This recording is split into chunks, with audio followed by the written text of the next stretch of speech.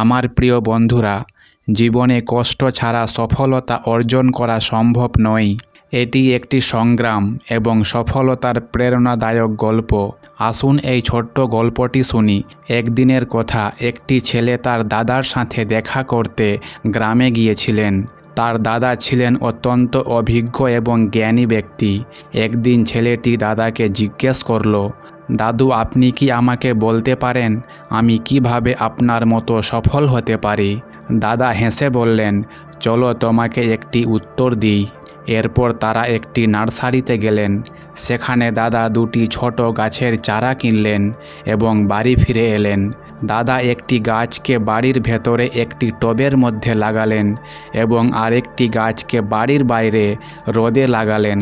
তারপর ছেলেকে বললেন, বলো তো এই দুটি গাছের মধ্যে কোনটি বড় এবং সফল গাছ হবে?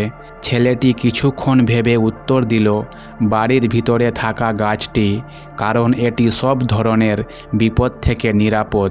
বাইরে থাকা গাছটি রোদ, ঝড়, বৃষ্টি এবং পশুর আক্রমণের সম্মুখীন হবে। দাদা হেসে বললেন, ভবিষ্যতে এই দুই গাছের কী অবস্থা হয় তা দেখা যাক, এবং তুমি যখন আবার আসবে তখন তোমার প্রশ্নের উত্তর দেব। এরপর ছেলেটি গ্রাম ছেড়ে শহরে পড়াশোনায় ব্যস্ত হয়ে গেল। ঠিক 2 বছর পরে সে আবার দাদার সাথে দেখা করতে এলো এবং বলল, দাদু, গতবার আমি আপনাকে জিজ্ঞেস করেছিলাম যে আমি কিভাবে আপনার মতো সফল হতে পারি। সেই সময় আপনি কোনো উত্তর দেননি, তবে আজ আপনাকে উত্তর দিতেই হবে। দাদা হেসে বললেন, ঠিক আছে, তবে প্রথমে সেই গাছগুলোর অবস্থা দেখে নাও। দাদা ছেলেটিকে বাড়ির ভিতরের গাছটির কাছে নিয়ে গেলেন। ছেলেটি দেখল গাছটি এখনও আগের মতোই ছোট, তাতে কোনো বৃদ্ধি হয়নি। এরপর দাদা তাকে বাড়ির বাইরে থাকা গাছটির কাছে নিয়ে গেলেন। সেখানে সে দেখল ছোট্ট সেই চারা একটি বিশাল শক্তিশালী গাছে পরিণত হয়েছে, যার শাখা প্রশাখা চারদিকে ছড়িয়ে পড়েছে। দাদা বললেন, দেখো, বাড়ির বাইরে থাকা গাছটি প্রচুর সমস্যা এবং প্রতিকূলতার সম্মুখীন হয়েছে, ঝড়, বৃষ্টি, রোদ এবং আরও অনেক কিছু। তবে এই সব সমস্যাই এর শিকড়কে শক্তিশালী করেছে। আজ এটি এতটাই শক্তিশালী যে কোনো ঝড় বা তুফান এর কিছুই করতে পারবে না। অন্যদিকে বাড়ির ভেতরের গাছটি সব রকম ঝুঁকি থেকে নিরাপদ ছিল, তাই এটি এখনও ছোট এবং দুর্বল। জীবনেও এই একই নিয়ম প্রযোজ্য। যতক্ষণ তুমি জীবনের কঠিন সময় পার করবে না, যতক্ষণ তুমি সংগ্রাম করবে না, ততক্ষণ সফলতা অর্জন সম্ভব নয়।